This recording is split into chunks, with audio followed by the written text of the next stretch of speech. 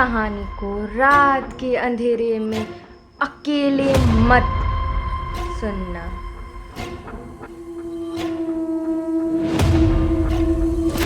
साल 2018 की बात है। 4 कॉलेज फ्रेंड अर्जुन, करण, नेहा और रिया वीकेंड रोड ट्रिप पर निकले। घूमते घूमते वो एक घने जंगल के बीच फंस गए। छोटे से गांव पहुंच गए।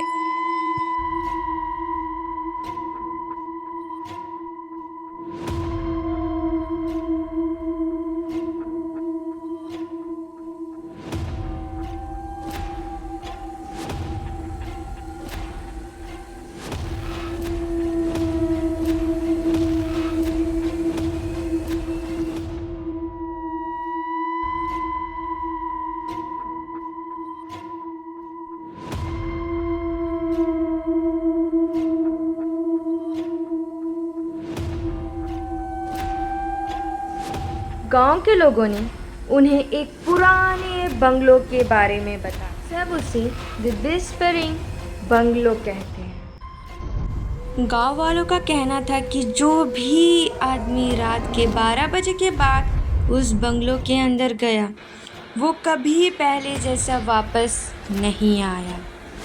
कुछ लोग हमेशा के लिए गायब हो गए और जो लौट कर आए उनकी आंखों में सिर्फ डर था। वो बंगलो जिंदा है। लेकिन अर्जुन और उसके दोस्तों ने इस बात को सिर्फ एक पुरानी कहानी समझा और हंस दिए। शाम होते होते तेज बारिश शुरू हो गई। बिजली चमक रही थी। अंधेरे इतना गहरा था कि कुछ दिख नहीं रहा था। मजबूरी में चारों ने उसी बंगलो में रात बिताने का फैसला किया। जैसे ही उन्होंने बंगलो का पुराना दरवाज़ा खोला, एक बर्फ जैसी ठंडी हवा उनके चेहरों से टकराई। अंदर हर जगह धूल ही धूल था। पुराना फर्नीचर, टूटे हुए शीशे और दीवारों पे लटकी हुई पुरानी तस्वीरें। लेकिन सबसे अजीब बात, हॉल में लटकी हुई एक पुरानी ग्रैंडफादर क्लॉक अभी भी चल रही थी। टिक टिक टिक।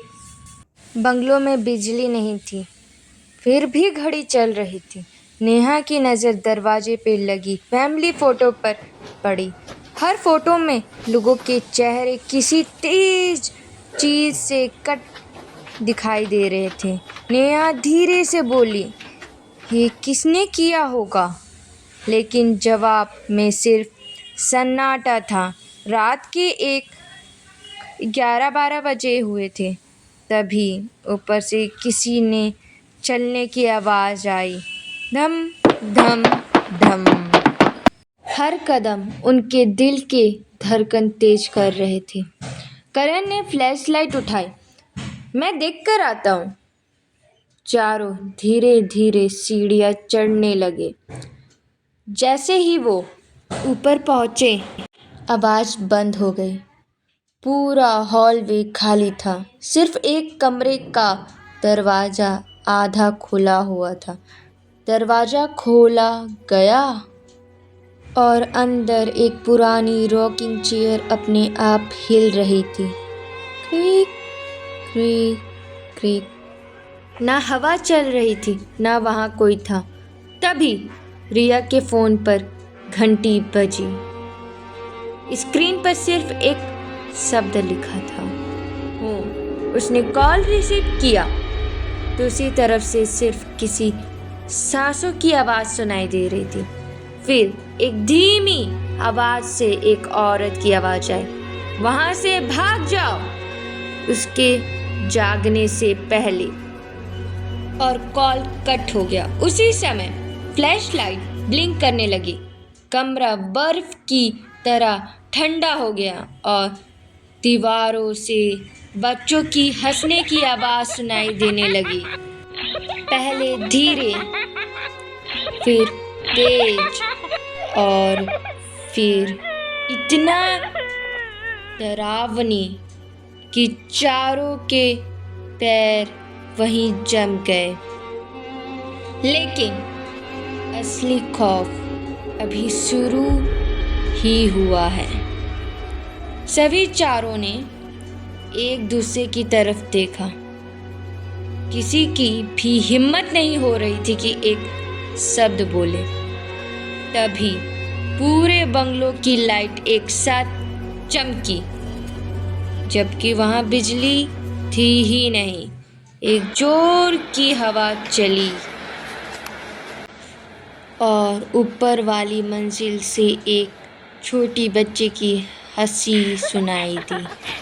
नेहा ने धीरे से ऊपर देखा। सीढ़ियाँ के कोने पर एक सफ़ेद कपड़े पहनी हुई लड़की खड़ी थी। उसके लंबे बाल, उसका चेहरा छुपा था। वो बिना हिले सिर्फ उन्हें देख रही थी।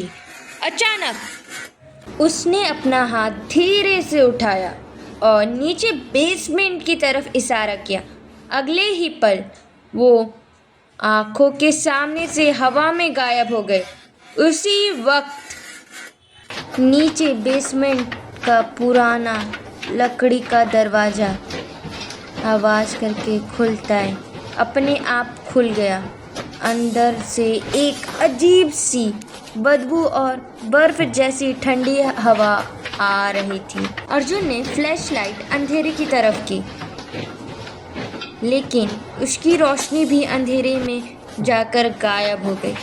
करण ने धीमी आवाज में कहा, मुझे लगता है हमें यहाँ से निकल जाना चाहिए, लेकिन अब बहुत देर हो चुकी थी क्योंकि बंगलों ने अपना अगला शिकार चुन लिया था और वो शिकार के 4 दोस्त थे। जब इंसान मौत से बचने की कोशिश करता है तब कभी कभी वो उससे भी ज़्यादा खतरनाक चीज़ के सामने पहुंच जाता है। अर्जुन ने हिम्मत करके बेसमेंट की तरफ पहला कदम बढ़ाया। पुरानी लकड़ी की सीढ़ियाँ उसकी वजन से चीखने लगी। उसके बीच करण, फिर नेहा और सबसे आखिर में रिया। हर कदम के साथ हवा और ठंडी होती जा रही थी। ऐसा लग रहा था जैसे कोई उनके कान के पास खड़ा होकर धीरे धीरे सांसें ले रहा हो। नीचे पहुंचते ही उन्होंने देखा पूरा बेसमेंट अंधेरे में डूबा हुआ है, लेकिन बीच में 100 से भी ज्यादा मोमबत्तियां अपने आप जल रही थी। ना वहां कोई इंसान था, ना किसी के आने जाने की निशानी, बस एक पुराना लकड़ी का पलना जो अपने आप धीरे धीरे हिल रहा है। Crack crack. पलने के अंदर एक पुरानी धूल से ढकी डायरी रखी थी। अर्जुन ने कांपते हाथों से डायरी उठाई। जैसे ही उसने पहला पन्ना खोला, बेसमेंट का दरवाजा जोर से बंद हो गया। धम। सब घबरा गए। नेहा चिल्लाई, दरवाजा खोलो, कोई दरवाजा खोलो, लेकिन दरवाजा हिल भी नहीं रहा था। अर्जुन ने डायरी पढ़ना शुरू किया। उसमें लिखा था, अगर तुम ये डायरी पढ़ रहे हो तो समझ जाओ लोग कि वो तुम्हें देख चुकी। इस बंगलों में रहने वाली एक छोटी लड़की की मौत एक गलत तांत्रिक विधि के दौरान हुई थी। उसकी आत्मा कभी इस घर में नहीं आई। हर साल वो 4 नए लोगों को अपने साथ ले जाती है। डायरी का आखिरी पन्ना पढ़ता हूँ। उस पर सिर्फ एक लाइन लिखी थी, अगला नाम, और उसके नीचे धीरे धीरे खून से अक्षर उभरने लगे, ARJUN। अर्जुन का नाम दिखते ही सबकी सांसें रुक गई।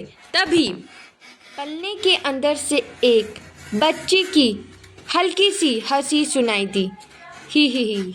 सबने धीरे से पलने की तरफ देखा। पलना अब खाली नहीं था, उसमें अभी सफ़ेद कपड़े वाली लड़की बैठी थी। इस बार उसने पहली बार अपना चेहरा ऊपर उठाया और उसकी पूरी काली आंखें सीधा अर्जुन की तरफ देख रही थी। वो मुस्कुराई और धीरे से बोली, तुम बहुत देर से आए हो।